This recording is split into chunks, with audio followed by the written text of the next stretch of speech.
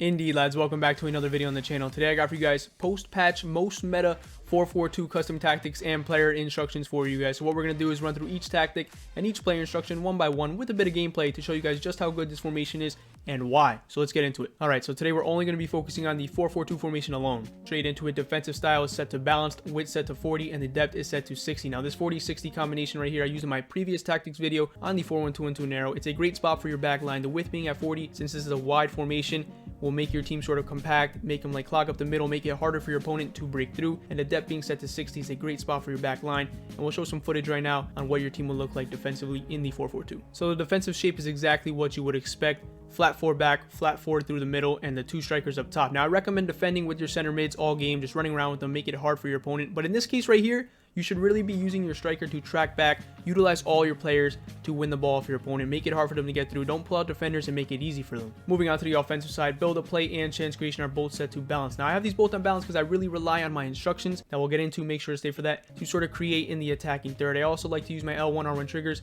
to do a little bit more manual attacking, but let's see some clips now to see how to build up and create chances in this formation. In terms of build up play in the 4-4-2 guys, now there's a lot of triangles on the field between your center mids, your outside backs, your center backs, your strikers. They're all over the field, and you can utilize these on the flanks or towards the middle of the field to build up, as you see here, to create this wonderful goal that explains exactly what the 4-4-2 is. Now in this formation as well, you really want to go down the line, get down the sidelines, create give and goes here as you see with Mahrez.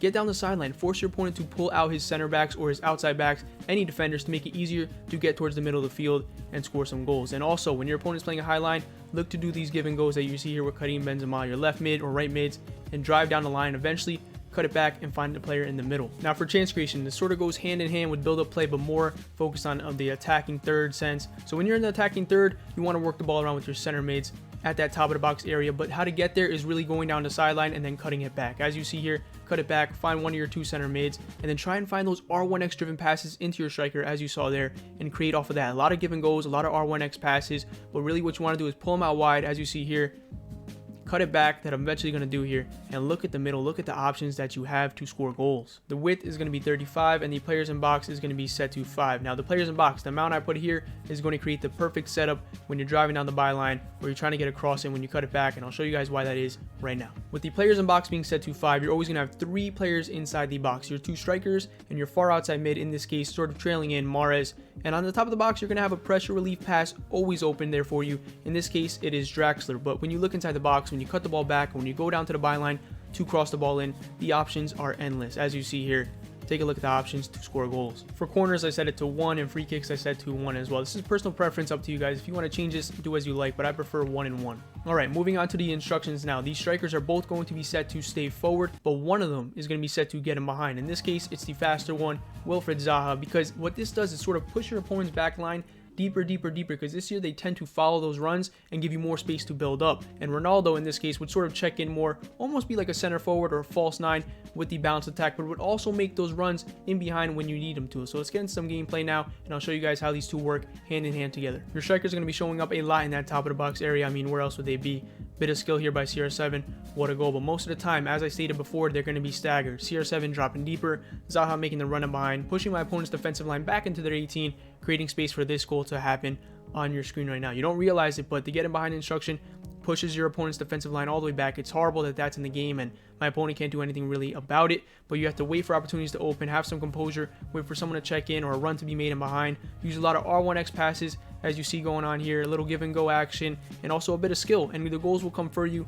The 2 strikers being pinned on your opponent's center backs is so overpowered, it's hard to defend. R1X driven pass, you're going one-on-one, and the goals will come. Now for your outside mids, your left mids and right mids, they'll be set to come back on defense, cut inside, and get into box for cross. Come back on defense for proper defensive structure, cut inside to sort of have them cut in when they get in the attacking third and not just hang out wide on the sideline and be sort of no help, and get into box to help that as well, to have them cut in when they need to in the attacking third. Let's see some clips now to see how these guys react in game with these instructions and what they offer. Your left mids and right mids are more important than you think in the 4-4-2 formation. As you see here, Benzema getting in on a goal with the cut inside and get into box instruction. Now, these left mids and right mids can't be random players. A lot of people think in the 4-4-2, the weakest players could be the outside mids because they're just out there on the sideline. They don't get involved. They get very much involved. Another goal here. They cut inside, get into box. With these instructions, they get involved in the attack. Give and go action here. And now you're inside your opponent's 18, and you can look for a cross into your striker. They do a lot of assisting as well, driving to the byline or cutting it back, looking for easy pass in the middle, sweaties, everything like that. But they get involved a lot. Again here, Mars cutting in a goal we saw before, bit of skill, and a goal scoring chance. So both your center mids should be set to stay back while attacking and cover center. Now, you might be thinking, stay back while attacking on both of them might result in less of attacking support by them, but that is not true. It also depends on their work rates. If they have high attacking work rates, they'll help out in the attack. But regardless of that, they do offer some support. They push up a bit. They offer that pressure relief pass at the top of the box or top of the 18 area. So do not worry, they'll get involved. So make sure to have quality players here because these are the playmakers and chance creators of the team. They dictate the game in the middle of the field. Defensively, though, all you have to do is run around with them, get in your opponent's face. So I'm not going to show clips on that, but I'll show you guys a couple clips now on how they offer support in the attack. All right, so 2 quick clips here for you guys. CR7 going forward, there's nothing going forward, so I look to cut back, and both of my center mids there are options in that top of the box area. So they get forward, they move up a bit, they provide the proper options that you need when you're cutting back and looking to relieve some pressure, but they also dictate the game from that middle part of the field as you saw there. One more clip I wanted to add in here, guys, is the build to play in terms of the center mids, though, from their point of view. I know I already covered build to play, but again, this is from the center mids point of view. The role that I keep emphasizing of these guys, how they are the ones who dictate the game, how they control the game, the playmakers, the heart of the team. They get the ball from anybody on the field because they're dead in the middle. The center backs give them the ball, left backs, right backs, left mids, right mids, and both of these strikers, as you can see in this whole clip right now, giving the ball, getting it back, giving the ball, getting it back, and they're unmarked the whole time in the attack. When you're in your opponent's attacking third, these center mids, at least one of them is always unmarked, as you keep on seeing here, guys. I wanted to cover that. For the outside back, stay back while attacking, and overlap, stay back because I want that proper defensive back line of 4, and overlap because if they go forward, I want them to go forward but out wide, touching the flanks. And for the center backs, I got a bit of a bonus clip for you guys right now. For the center back instruction, there is no instructions, just vibes. Take a look at this clip here, guys, by Gerard Piqué.